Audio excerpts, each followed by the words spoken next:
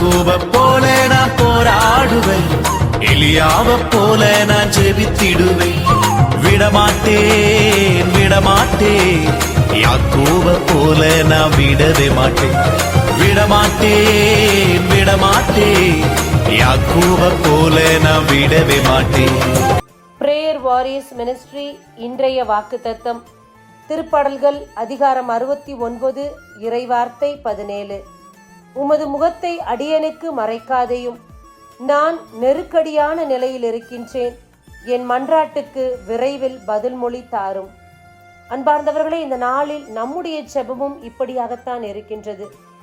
ஆண்டவரே, தயவா இறங்கும், என் நிலையை பாரும், என் மன்றாட்டுக்கு செவி கொடும்.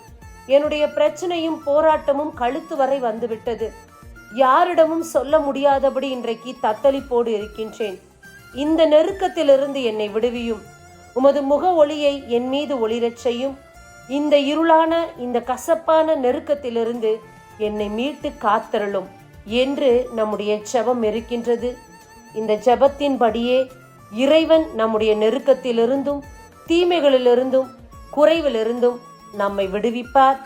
நம்முடைய ஒவ்வொரு மன்றாட்டுக்கும் பதில் கொடுப்பார். இறைவனை மட்டும் நம்பி தொடர்ந்து பயணிப்போம்.